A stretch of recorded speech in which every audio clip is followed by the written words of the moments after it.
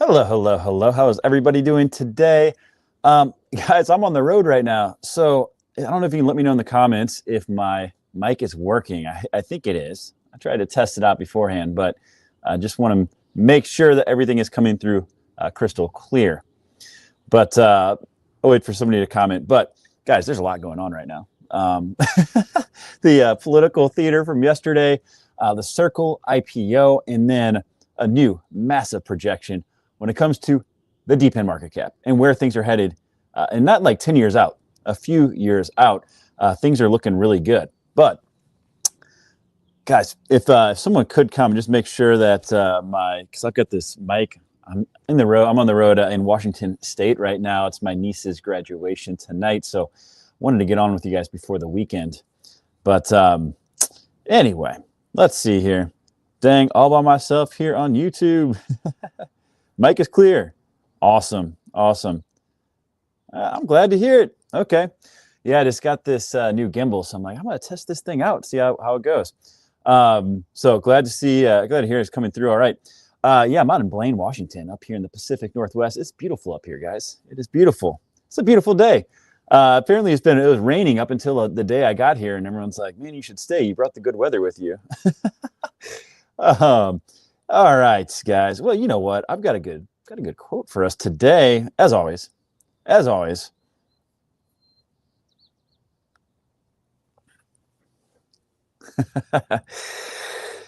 You know, it's funny, being in the sales side of things and being a national sales trainer for a lot of my career, listening is so important. Actually, there's the 80-20 rule. You should only be speaking 20% of the time. You should be listening 80% of the time. Obviously, that's extreme. I mean, that's for a sales consultation because you need to understand what your customer needs are in order to give them a solution to their needs. But something I always keep in mind anyway, obviously, I'm doing a lot of talking on my live streams, but man, when you're having discussions with people, something to keep in mind, like how much of that conversation were you talking versus listening? And asking open-ended questions is really important too, to kind of get people talking. Because if you ask a question that they can say yes or no to, well, that doesn't give you a lot to work off of. But if you ask an open-ended question, like, how do you feel about that? Not, do you like this? Do you like that? They could say yes or no. How do you feel about that? Makes them start to talk, and then you can have a discussion. So it's something I always keep in my mind on. And I guess over the years, it just became more natural as, having conversations. But something to keep in mind, guys. Something to keep in mind. What's up, Pancho? What's up, man? Pancho lives in Chicago as well. He's in my fleet. Hope you're doing well, man. Hope you're doing well. Hope everything got cleared up for you with, what project was that? Not Hive Mapper, but drawing a blank, man. You have to message me and let me know how that went. I know he got banned from mapping for a little while with, I don't know why I'm drawing a blank on it. It's like the Nadix, that's the one, man. Yeah, Nadix. Hopefully they got that cleared up for you. I know some other people had that issue as well with them where they got kind of booted from mapping for a little bit. I think they're trying to find people that were gamifying the system and overcorrected a bit. So, all right, guys, let's get into the news and obviously the big news of the day, guys. Oh my goodness, political theater. This all really started with the big, beautiful bill. And Elon, came out and was like, dude, what is the deal here? This is going to add so much to our deficit. I thought we were trying to cut spending here. And he called out a few of Trump's old tweets. And it's like, take a look. Cannot believe, this is back from 2013. I cannot believe the Republicans are extending the debt ceiling. I'm a Republican and I'm embarrassed. Well, Trump just called to eliminate the debt ceiling altogether if those reports are correct. On this one, no member of Congress should be eligible for re-election if our country's budget is not balanced. Deficits not allowed. And Elon's bringing up these old tweets. I couldn't agree more. So that kind of set things off, I think, a little bit. And then, you had Trump come on and said, I'm very disappointed with Elon. It's kind of like funny when you're a kid and your parents aren't mad at you, but they're disappointed in you. It's almost like worse, So anyway, he said, I'm very disappointed in Elon. I helped him out a lot. He knew the inner workings of the bill better than anyone sitting here. He had no problem with it. And all of a sudden, he had a problem with it. And he said it's because he found out we were going to cut the EV mandate. Well, Elon came back and said, no, that's false. He said he never showed it to me once, and it was passed in the dead of the night. He went on to say that, keep the EV solar incentive cuts in the bill, even though no oil and gas subsidies are touched. And actually, this is a fair point. I worked in the solar industry for a long time, and oil and gas get a lot of tax breaks and property tax breaks in many cases. So I know a lot of people are like, well, solar wouldn't be able to survive without, tax credits. The oil and gas sector gets a lot of subsidies as well. Either way, he said, fine, eliminate them if you want to. Either you get a big and ugly bill or a slim and beautiful bill. Well, things went on to escalate further. So Trump came out and said, the easiest way to save money in our budget is billions and billions of dollars is to terminate Elon's government subsidies and contracts. Whew, okay. Elon came back. He said SpaceX is going to begin decommissioning its Dragon spacecraft immediately.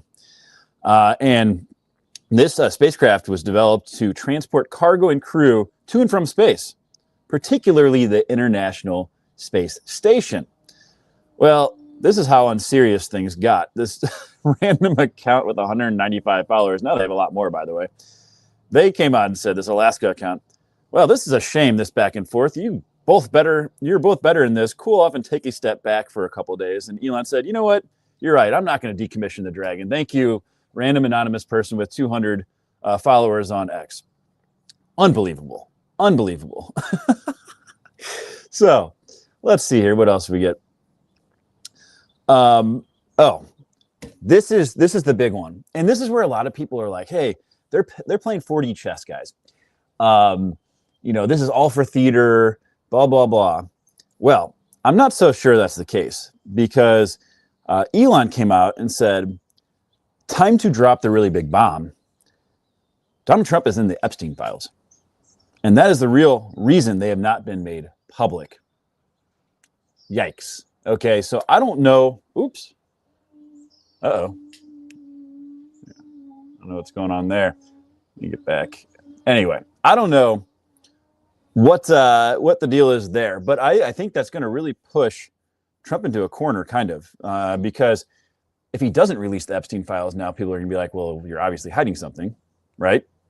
And if he does, I guess we'll get to see what's in the Epstein files. I don't know what's going to happen here. It's going to be something that really we need to keep an eye on, and it'll be interesting. It'll be interesting for sure.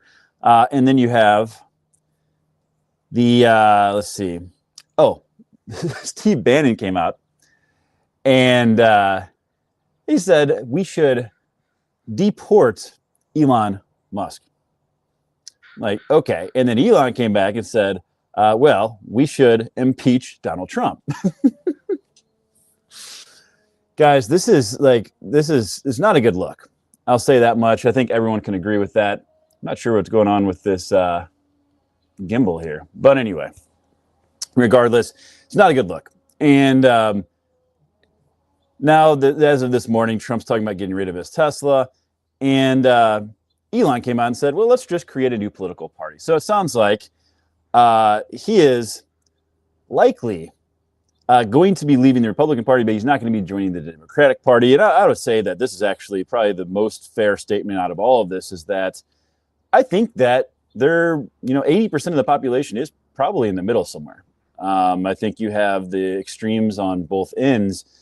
And unfortunately, we have this two-party system where we're kind of like pigeonholed into choosing one or the other. So I don't know. I thought this was an interesting tweet. And then Polymarket odds of Will Trump apologize to Elon by Monday?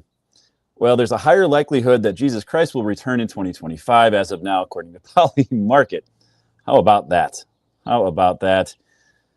And speaking of Polymarket, guys, this is a big deal. I talk about Polymarket a lot, because they've been incredibly accurate. I think The prediction's like a month out.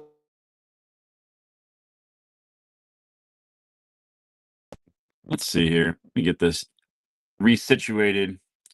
Um, can you all hear me okay? Hopefully. I had a phone call come in there. I'm not on my normal setup. Guys, I'll be back in Chicago, by the way. I'm coming back Monday night. So I'll be back to my daily streams with my normal setup again. So I'm super excited about that. All right, let's see what we got here. So let me just go to my comments here, make sure everything's good. All right, everything looks good. So Polymarket is becoming the official prediction market partner for X. So it's a big deal. Polymarket, again, has been incredibly accurate with their predictions. And I actually go to them quite a bit in my live streams because they have been so accurate. What other news we have here? President Trump and Xi are discussing trade. That's a good deal. We need that to happen. We need a trade deal with China to take place. Now, I don't know how Trump's going to feel about this. The Chinese media said that, hey, Trump is the one that requested this conversation. You know, they've been trying to play like they had this pissing match forever about, you know, who needs who more, blah, blah, blah. Man, let's be real. We need each other. We're so intermingled when it comes to our economies. Now, I thought this was interesting. So there's been talk from really Scott Bessent and others that they were holding back rare earth minerals, which is really, really important for electric vehicles, for electronics, etc. And China kind of has a monopoly over these rare earth minerals. Well, the U.S. was kind of firing back here, and they were going to reject ethane exports to China, and that's really necessary for them making plastics. Well, it sounds like maybe that's what got them to the table. I don't know, but as of today, China has granted export licenses of rare earth suppliers to the top 3 U.S. automakers. So that's certainly a good development, and one that I think will bode well, at least in negotiations. We'll see where things go. I think they're actually supposed to be talking more today, so we'll have to see what happens there. There are also reports that Elon and Trump were talking today, but I don't think that was ever verified, and I'm not surprised. I don't know that they're going to make up. Let's see how that plays out. But political theater at its best. I saw a pretty funny tweet actually, and they said maybe we should have Vladimir Putin start peace negotiations between Trump and Elon. I thought that was pretty funny.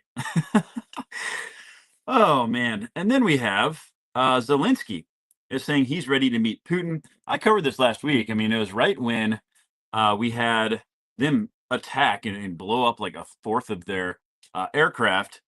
And now Zelensky's like, yeah, now we can meet. And Putin's like, yeah, no, we're no longer going to negotiate. So things obviously went in the wrong direction there. Not shocking considering the escalations that we saw last week. So that's what we got on the global news front, guys. Let's see here. Am I still okay? I'm just up right now. I don't know what happened. My gimbal decided to go a little crazy there for a second, but we're good. We're good. How's everybody doing today? Hopefully y'all have good plans for the weekend. I wonder what the weather's like in Chicago right now. I don't know, but I can tell you it's beautiful here right now. It's like 70 degrees. I think it's supposed to get up near 80 degrees today in Blaine, Washington. I'm up by the Canadian border up here near the ocean. Man, it's not normally this warm. It generally rains a lot and it tends to be pretty cold.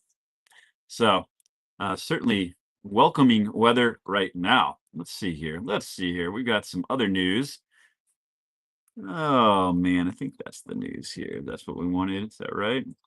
Yes. Okay. So we're gonna get to the big beautiful bill.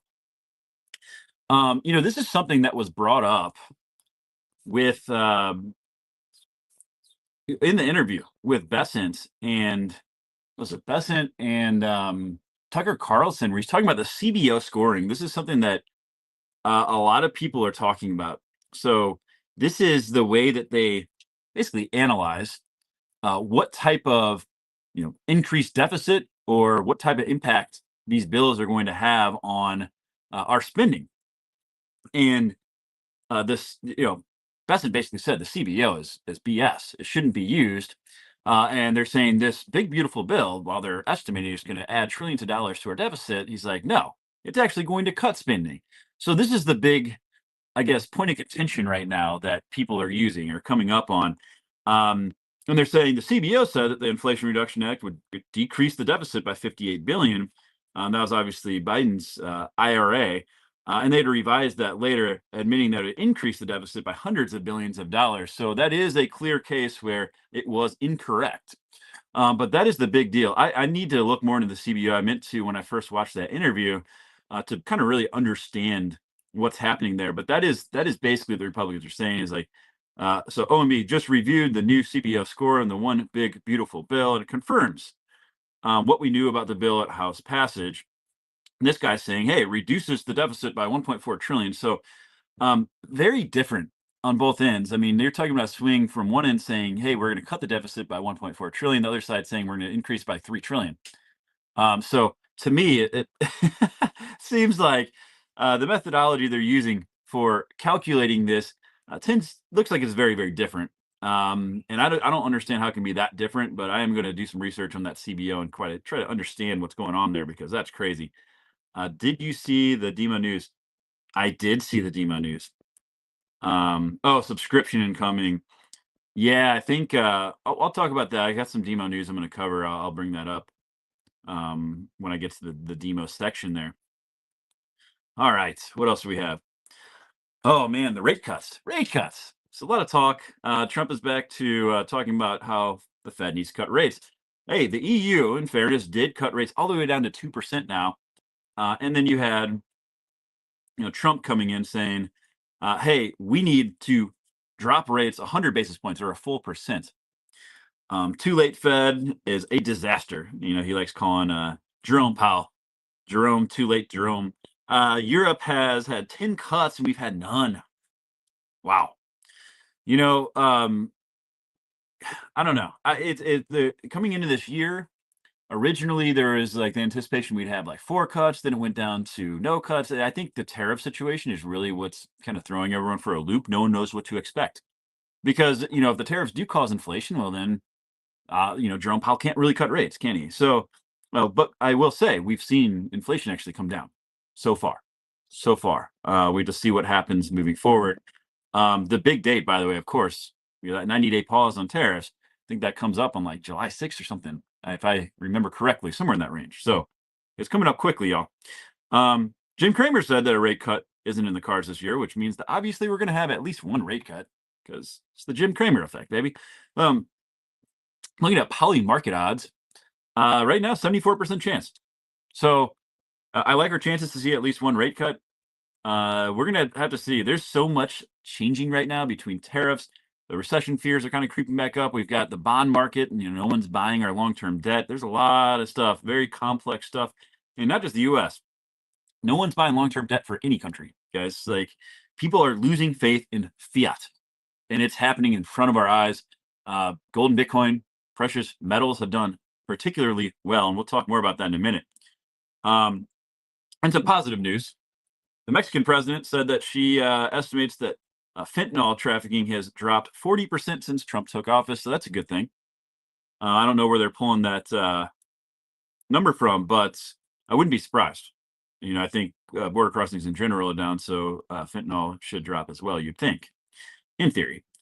And then some not so good news. They started, they paused student loan payments for better part of like 4 years. Well, that is no longer the case, and we're starting to see now student debt flow into delinquency. So this is going to start taking money out of people's paychecks, and that's not a good thing. When we're looking at we want to keep consumer spending up. There's a large percentage of people now that are going to have an extra bill that's on top of the already difficult bills to pay, given all the inflation that we've seen. The real estate market is starting to see a reckoning, I think. We're seeing this in California and Florida and in Texas in particular. The market is dropping significantly. We're finally seeing that the sellers are outweighing the buyers. And there was a while there, if y'all remember, where people were just paying cash, like $100,000 over asking price.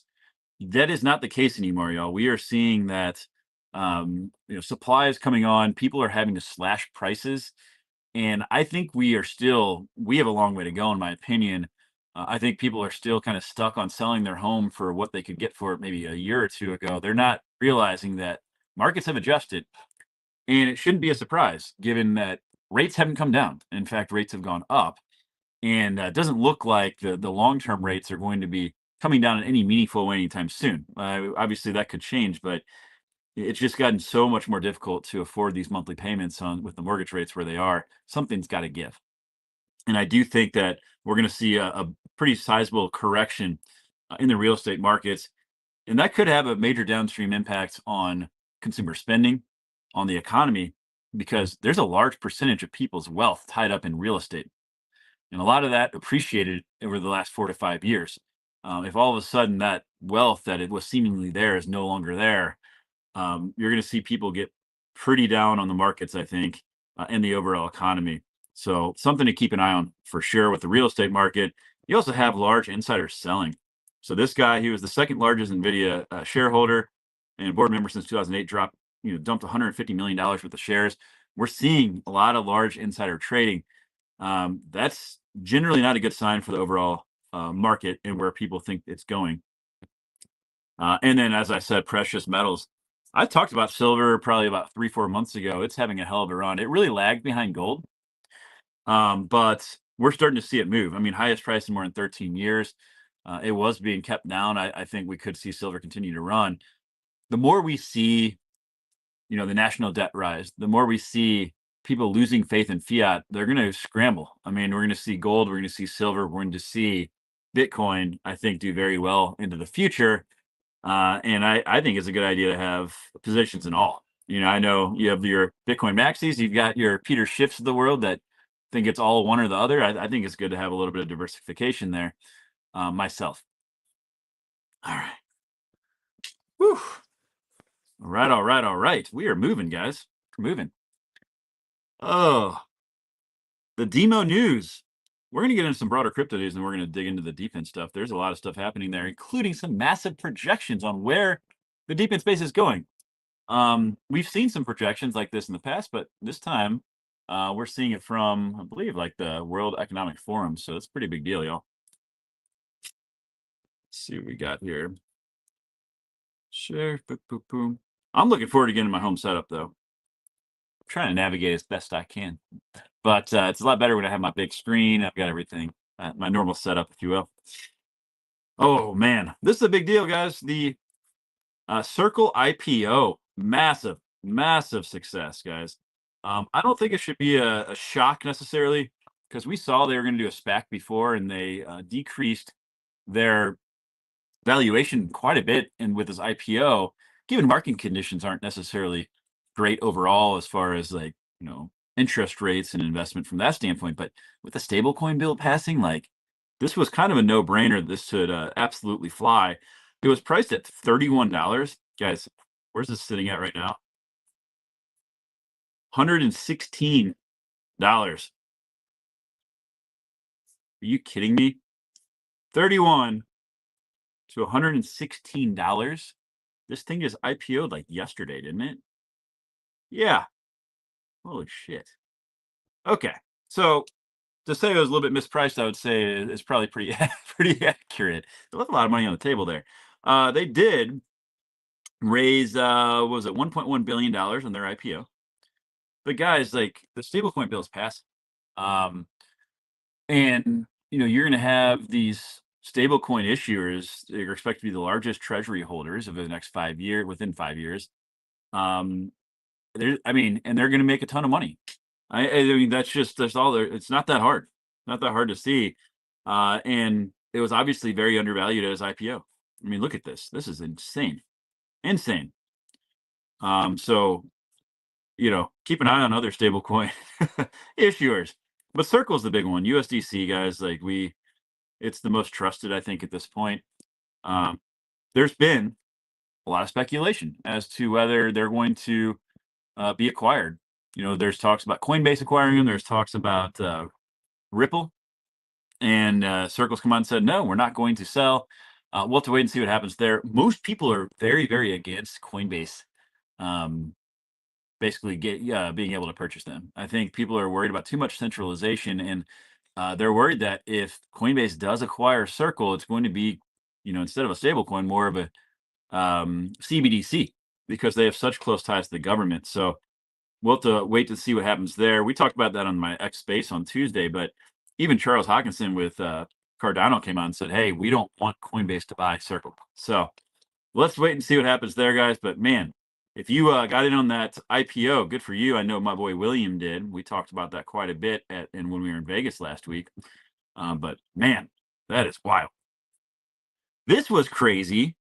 I posted this. You guys might have seen this, but California is passing a bill that allows the state to seize Bitcoin left idle on exchanges after 3 years for unclaimed property laws. Like, what is that? Guys, if you didn't need a reason to get your crypto off exchanges, well, then like, look at this. This is crazy. Um, get some cold storage, man. Like the Tangent wallet is amazing. I met with them when I was out in Vegas. I love my Tangent wallets. I've several different ones so I can split my assets up and kind of protect myself better. But um, guys, like get your money off exchanges. Okay. Don't leave it on exchanges, not your keys, not your crypto. Plus, it's not like a bank account where you have your FDIC insurance. It doesn't work that way. Guys, we've seen this time and time again now. So be careful. Bob said 116 right now. Yeah, 116 on the Circle. That's crazy. That's crazy. Let's look at Bitcoin. We're at 104,500. Guys, we saw a little bit of a washout yesterday with all the political theatrics going on. I think people were freaking out a little bit, but we're coasting. We look at the yellow lines, the M2 global M2 banks. I mean, all these central banks printing. That's all they can do now, guys. There's no way that any of these fiat currencies are coming back. I mean, they're all going to continue getting devalued. They're going to keep printing, and that's the biggest tax in the world. The hidden tax, if you will, is inflation. Guys, like that's what's going to keep happening. Bitcoin and gold, okay, silver. I think we're going to see a lot of commodities have major runs here in the coming years. But guys, like fiat, I mean, you need it to spend money, but geez, that is just this yellow line is just crazy to me.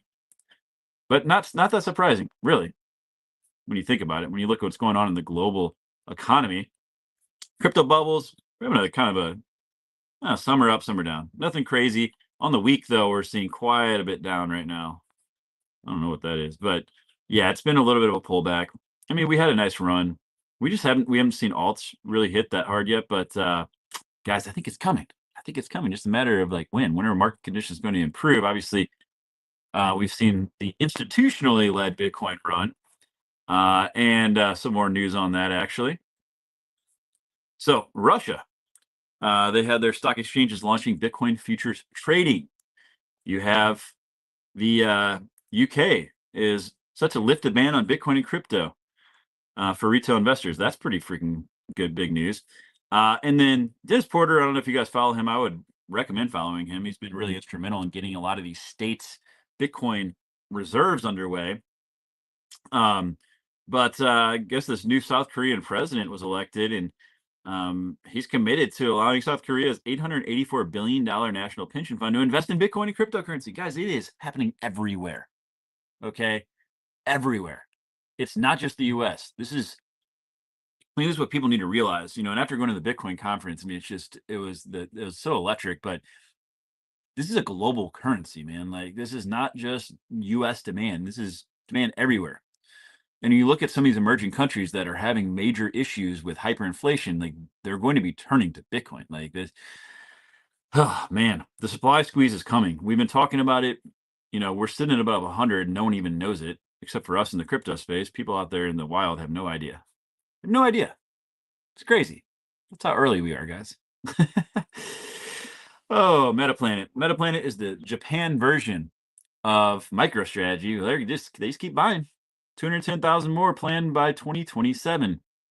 What do you think is going to happen when all these entities start buying? Think about all of the tailwinds that we have from a regulatory standpoint, things that are opening up future purchases. Yeah, like you see some buy the rumor, sell the news events happening around that news, but the real buying pressure is still to come, guys. It's coming.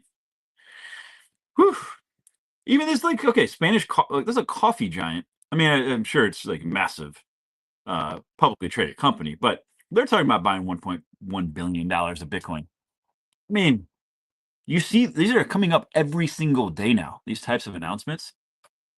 It's insane. In the last market cycle, if we saw, remember Tesla announced, hey, we're going to buy Bitcoin, and like skyrocketed.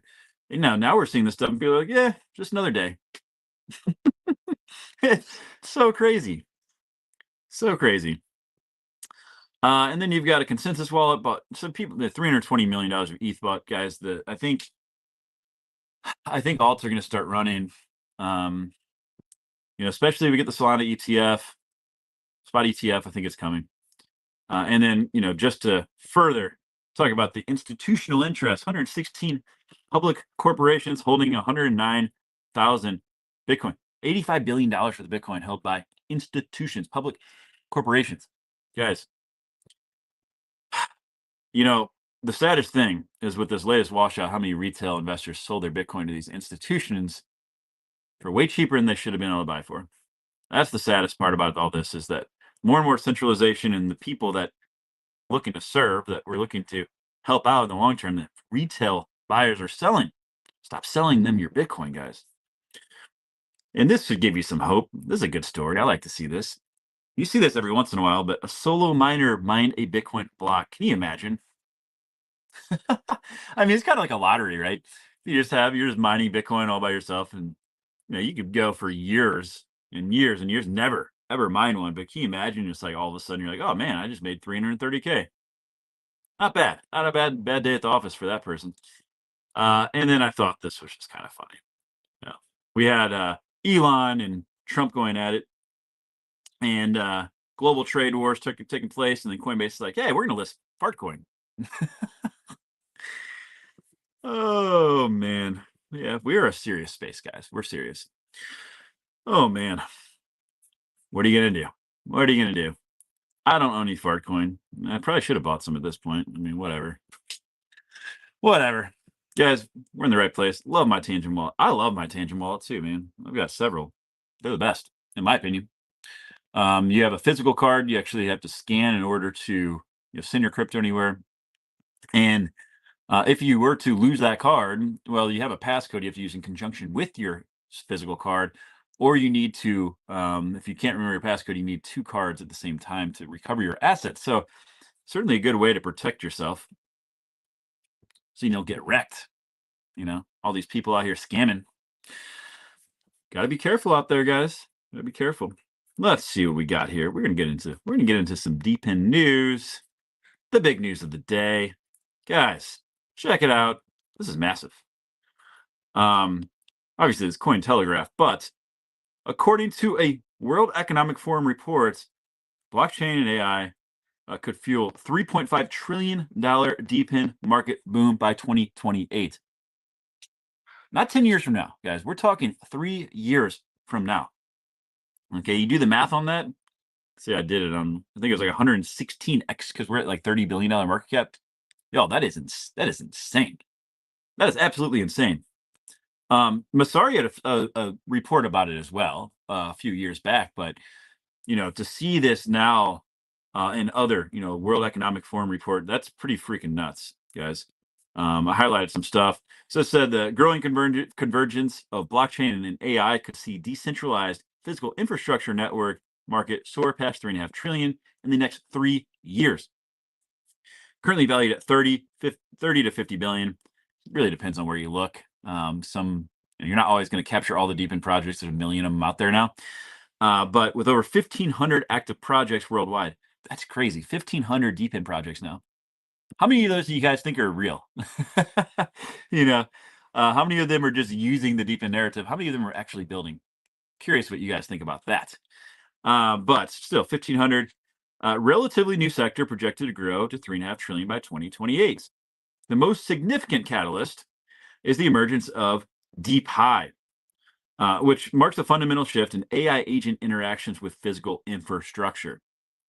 So, guys, big deals. Democratization of AI training ensures models remain diverse and contextually relevant, while compensation contributors, I don't know if that's accurate, but through blockchain-based incentive systems. They misspelled incentive too. Anyway, not a good job of quoting by this group, but it's okay. We'll let it slide. It's big news. We're excited. Um, but 3.5 trillion, guys. Look, I don't know that we're gonna get there, but if we get anywhere near that, like scratching anywhere close to that, guys, we are. This is something that came up. We'll come back. We'll come back to this. Can we just get? He said, "Can we just get 350 billion by July? That'd be great." Y'all, when the move comes, I think it's gonna be fascinating. It's gonna be furious. Um, and I think we're super early. I realized this when I was out at the Bitcoin conference. Like we went around, we were interviewing people and asking if they had heard of DePIN. Now, granted, a lot of these are Bitcoin maxis, but these are crypto people, and most of them hadn't. One of them had heard of DePIN or had heard of a Helium. He's like, "Oh yeah, I remember that. Is that still a thing?" I'm like, yeah, bro. There's a million devices connecting to the network every single day. Actually, I'm going to show that. I'm going to talk about Helium in a second, but people have no idea. So think about even if we get to a $1 trillion market cap. I mean, the whole crypto market cap is what, like 3.5 trillion right now, somewhere around there. So, dude, in 3 years they're talking about that type of growth. I don't think we have to get close to that, but anything close to that would be massive. And again, I think I say this a lot. I know it's cliche, but I think we're in the right place at the right time, guys. I really, really do. But it's going to be more and more important to pick the legitimate projects because when you see this type of growth in a new sector, everyone's going to hop on that. You're already seeing like toothbrushes that you earn tokens, like that's like crazy stuff like that. Again, we're sitting at like 30 billion, depending on where you look, but $30 billion market cap. We're in the infancy, and when it comes to DePIN. One of the things also, so I was on Havelo's, which is a great project, by the way. I'm going to do a video on them, but Havelo brought me on their space on, was it Tuesday morning? And one of the things I talked about is how, I've worked in the startup space before. And in a lot of cases, when you work for a startup, it's high risk, it's fast moving, but you can get equity in that company. And if they end up going public, you can do quite well. This is the thing about DePIN that, I think we need to kind of wrap our heads around is, you can still have a full-time job, but you can participate in several of these DePIN projects. It's basically like getting ownership in several startups at the same time in a sector that's projected to have massive growth. Like this is a true gem, in my opinion. Not to say that all of them are going to flourish, but I think you have a few good bets. I think that's all you need, and that's super exciting. It's super exciting. So that's kind of how I look at it, man. I'm trying to get ownership in as many of these startups in this super promising sector as possible, and anyone can do it. There's a lot that you can participate in for free. Just download a freaking app on your phone. There's no excuse not to get it in this sector. Really, there is no excuse. All right, let's talk about Demo. So they had a massive partnership announced. So this is it's an automotive dealership network in Latin America. They said that they're looking to grow because last year they only sold 1.7 million connected vehicles. That was like, they're like, hey, we're super disappointed in that. Essentially, you're going to be setting up every single vehicle with Demo devices um, to make them connected. And it says that this integration will enable the dealership to offer customers a suite of connected services, including real-time diagnostics, personalized maintenance alerts, reward-based loyalty programs. Guys, this is huge. Think about this. They were talking about, hopefully getting to 1 million vehicles by the end of the year. When you start to see, it's going to be a snowball effect, guys, with Demo. When you start to see right now, there's like 180,000 vehicles connected. As they get in with more of these groups, and you start to get to the point where you have 1 million, 2 million vehicles connected, 3 million vehicles connected. From one end, you're going to have developers enter the ecosystem. You're going to have more and more applications built, which is really where this project is going to be successful. If you look at the developer licenses, I mean, it's been a hockey stick curve to begin with. But the other thing is the DIP, or the Demo improvement proposal they put into effect, is as a vehicle connects to an app, it generates like $1.25 per vehicle per month in revenue. Okay, you start doing some numbers. You have a few million vehicles connected, and you have a group like this. that's going to be connecting them to several different applications right off the bat, okay, we could very quickly see Demo become one of the top revenue producing DePIN projects out there. And I think people are massively sleeping on it. It's still sitting at like a $20 million market cap. So this is one of the reasons why I'm such a huge fan of Demo. I mean, they have they have a great team, but I think that a lot of people don't quite understand what they're trying to do. They just think that, hey, you're just selling your vehicle data. That's not the case.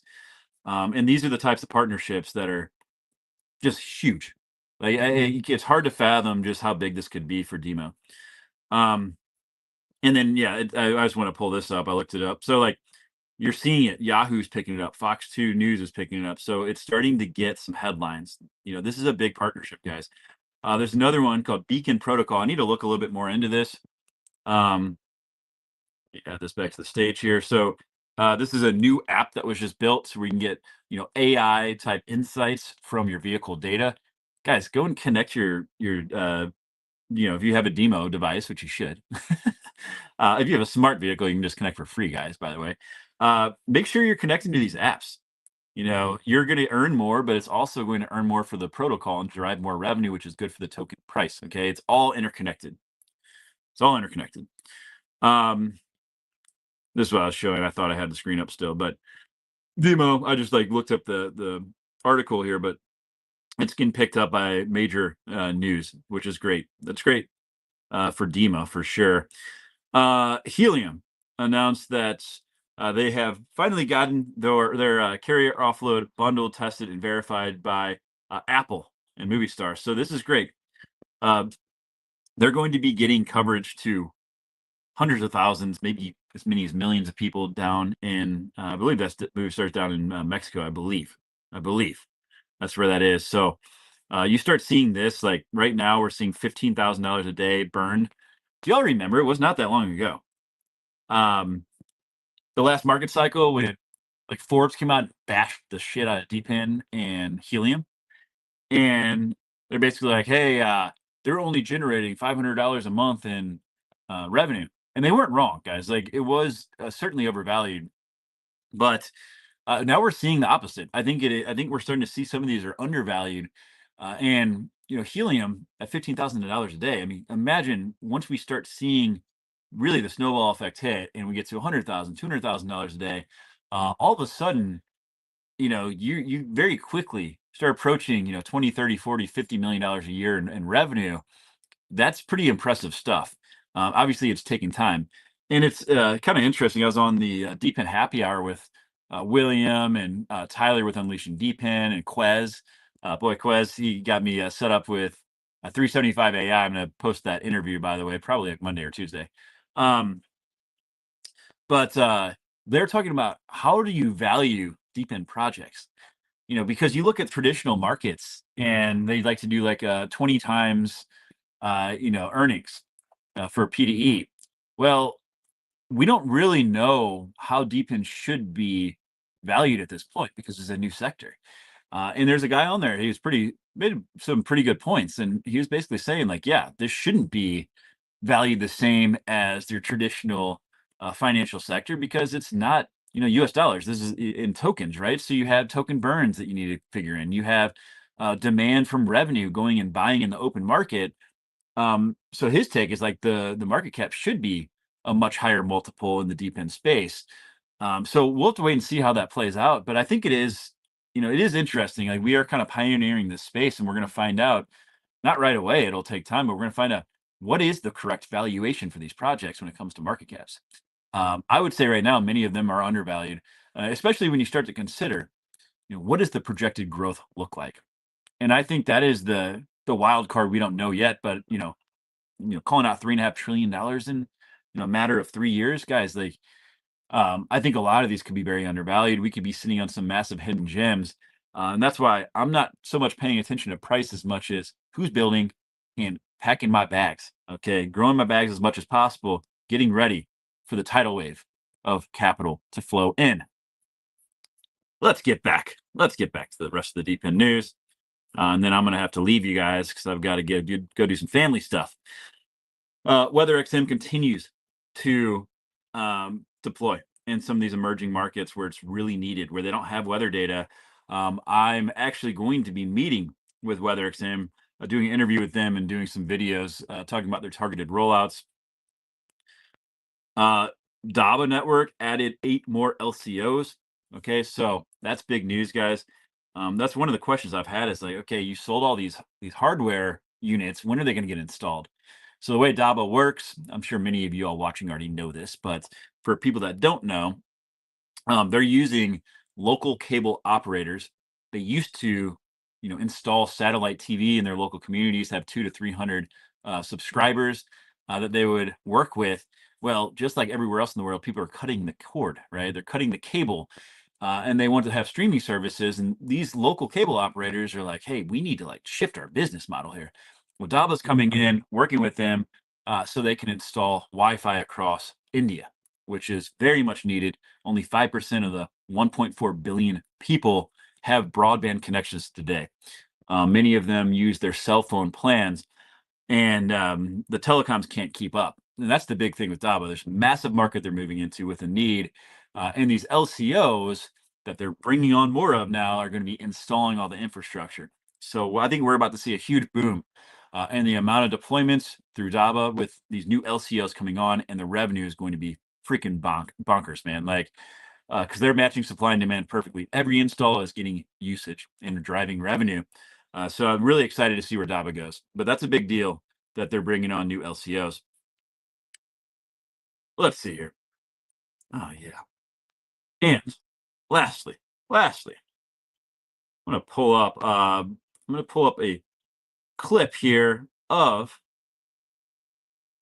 the interview I did with Harry and 375 AI, guys. Let's go here. Hopefully the audio is working. Understand There we go. everything it can see and perceive in its surroundings. Uses Go to we've the beginning deployed here. sensors in the real world that capture Oop, a little bit of feedback. There we go. everything it can see and perceive in its surroundings. Uses edge AI, so NVIDIA chips at each of one of these locations to convert everything every input it receives from sensors, from 6 specialized cameras, and convert that into digital data.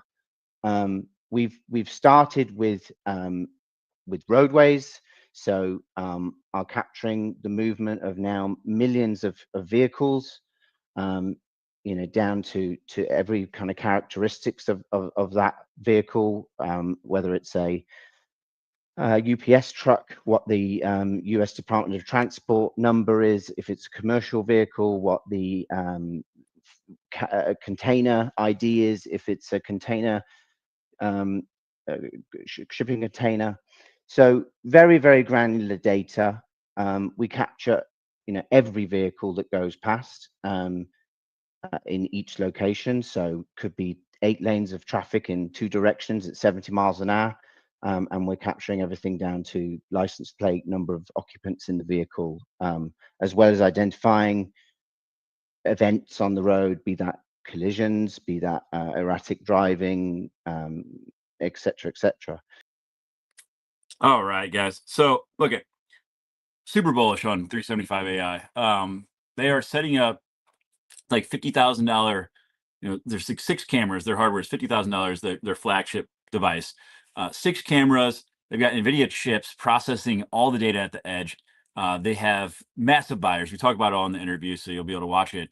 And they're going to be selling fractionalized ownership. So obviously people don't have 50 grand to drop on this stuff. So they'll be able to buy percentage ownership in these. They're also launching a model that has 2 cameras on it, NVIDIA chip in it, for deployers. So if you want to deploy it yourself, you can do so. They're going to be like $1,200 price tag, somewhere around there. And then they have the 375 Go app, free to download.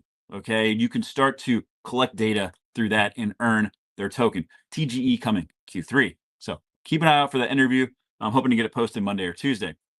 And I'll leave you with this, guys. Like I have a bunch of stuff coming out. So I have finally got a Hive Mapper B while I've been gone, so I'll be able to do a review on that.